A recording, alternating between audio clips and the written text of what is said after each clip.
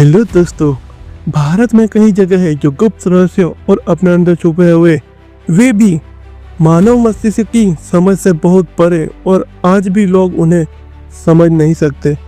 ऐसा ही एक मंदिर है महाराष्ट्र में, जिसके रहस्य ने विज्ञान के सारे नियम हिला कर रख दिए हैं। हजारों टन वजनी पहाड़ी कैसे वर्षों से एक स्तंभ पर टिकी है। कहा जाता है कि जब यह स्तंभ टूटेगा तब दुनिया खत्म होगी। और बाकी के 3 स्तंभ कैसे टूटे थे? यहाँ शिवलिंग के पास जो पानी है वह गर्मी में ठंडा और सर्दियों में कैसे गर्म रहता है।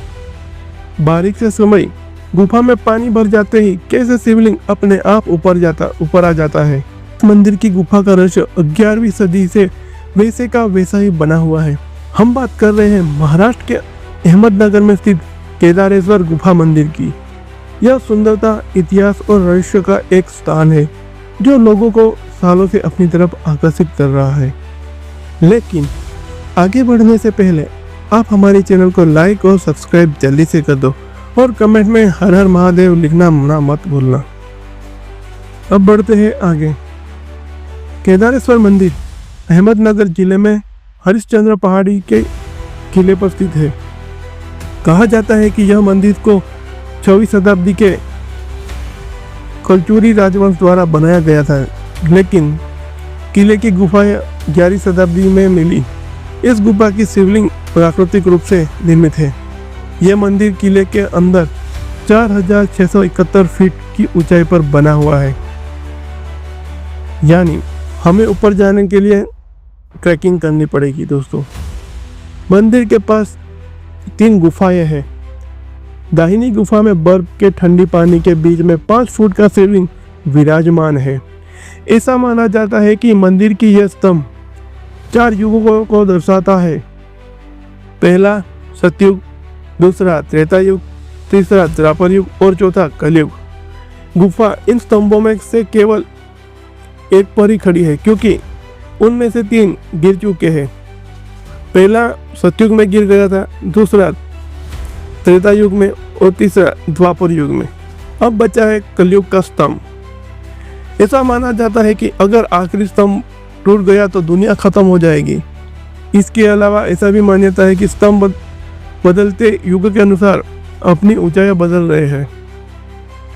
सबसे अजीब बात यह है कि सर्दियों में यहाँ गुनगुना पानी रहता है और गर्मियों के दौरान इस मंदिर में शिवलिंग के आसपास बेहद ठंडा पानी रहता है। इस ठंडे पानी में डुबकी लगाना आध्यात्मिक रूप से बहुत महत्वपूर्ण है।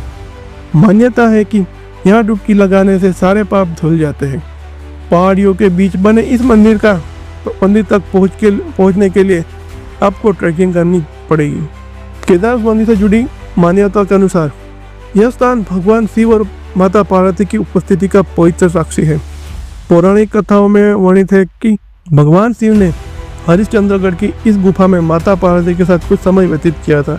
ऐसा कहा जाता है कि शिव और पार्वती ने इस गुफा को अपनी साधना के लिए चुना, क्योंकि यह स्थान प्राकृतिक और शांत वातावरण से घिरा हुआ है।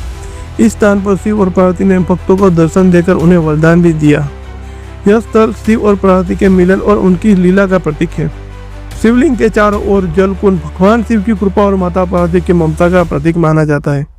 एक कथा के अनुसार जब भगवान शिव ने यहाँ ध्यान लगाया था तो इस स्थान ने दिव्यता प्राप्त की थी। माता पार्वती के साथ उनका निवास यहाँ के प्राकृतिक और सौंदर्य और पवित्रता को दर्शाता है।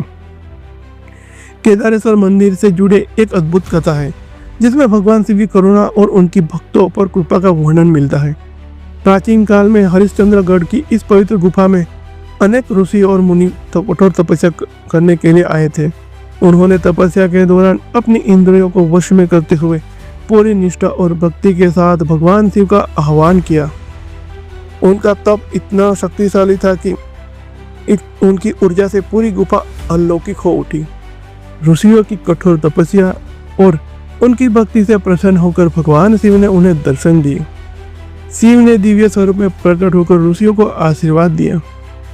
उन्होंने कहा, यह स्थान हमेशा उनके निवास का प्रतीक रहेगा और जो भी सच्चे मन से यहाँ आकर उनकी आराधना करेगा उसकी सभी मनोकामनाएं पूर्ण होगी।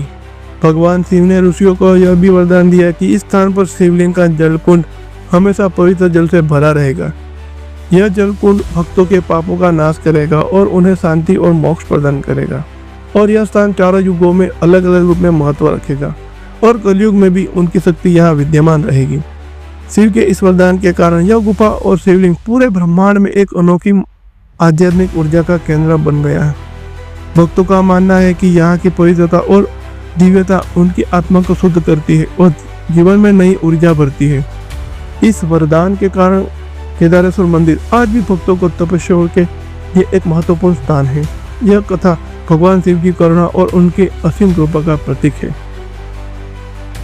इस स्थल को हम वैज्ञानिक दृष्टिकोण से देखें तो जल कुंड में हमेशा ठंडा पानी रहने का एक वैज्ञानिक रहस्य है। गुफा की संरचना और प्राकृतिक वायु परिसर संरचना पानी को ठंडा बनाए रखते हैं। यह क्षेत्र चट्टानी है जो पानी के तापमान को नियंत्रित करता है। 4 स्तंभों में से केवल एक का बचा रहना प्राकृतिक संरक्षण और भूवैज्ञानिक गतिविधियों का पौराणिक परिणाम हो सकता है। यह खंभों को युगों से जोड़ने वाली पौराणिक कथा को और भी रोचक बनाता है। जल कुंड में पानी का स्रोत अभी तक स्पष्ट नहीं है। संभावना है कि यह पानी प्राकृतिक झरनों या भूजल से आता है। शिवलिंग के चारों ओर निरंतर जल प्रवाह पवित्रता और आध्यात्मिकता का प्रतीक है। महाराष्ट्र के अहमदनगर में स्थित केदारेश्वर मंदिर का सटीक निर्माण काल ज्ञान नहीं है, लेकिन इसकी स्थापत्य शैली, गुफा संरचना और इसके चारों स्तंभों की प्रतीकात्मकता को देखकर यह स्पष्ट है कि यह मंदिर प्राचीन काल से संबंधित है। मंदिर का वास्तुशिल्प और शिवलिंग की संरचना इस बात का संकेत देते हैं कि यह मंदिर हजारों साल पुराना हो सकता है। ऐसी मान्यता है कि यह मंदिर सतयुग, त्रेतायुग, द्वापर युग और कलयुग का प्रतीक है, जिससे यह दर्शाया जाता है कि इसका निर्माण कई युगों पहले हुआ होगा। लोक कथाओं के अनुसार इस स्थान का संबंध महाभारत काल से जोड़ा जाता है। यह माना जाता है कि पांडवों ने अपने वनवास के दौरान यहाँ तपस्या की थी।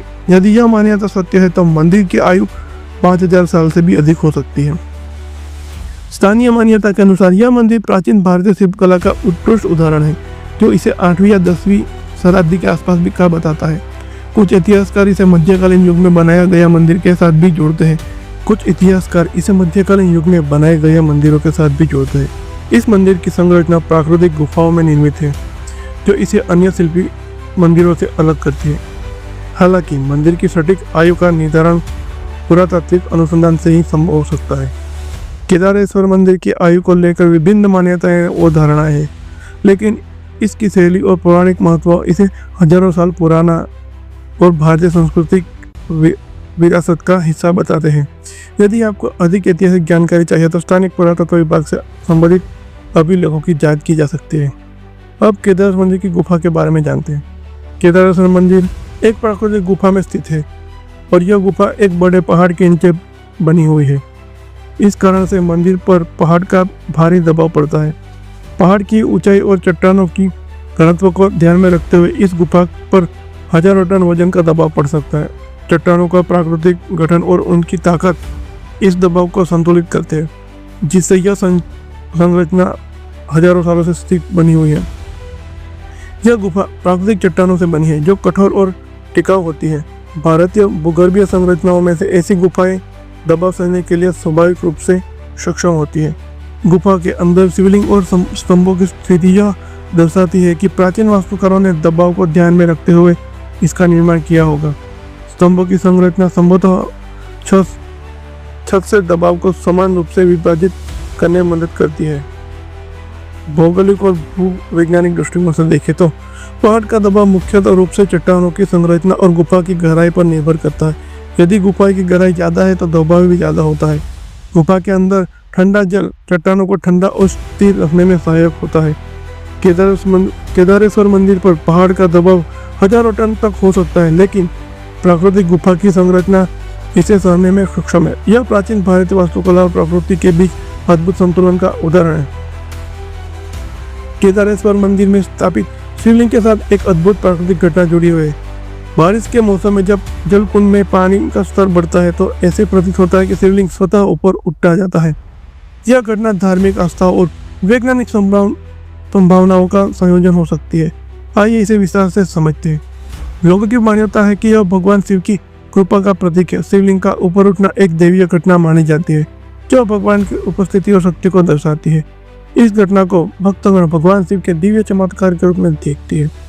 अगर हम इसे वैज्ञानिक दृष्टिकोण से देखें तो पानी के दबाव का प्रभाव जल कुंड में पानी का स्तर बढ़ाता है, तो पानी का दबाव शिवलिंग के नीचे की जगहों को भरने लगता है। इस बढ़ते दबाव से शिवलिंग ऊपर उठ सकता है। यदि शिवलिंग का आधार किसी हल्की या तरल को प्रवाहित करने वाली सामग्री से बना हो तो पानी का बढ़ता स्तर इसे ऊपर उठा सकता है।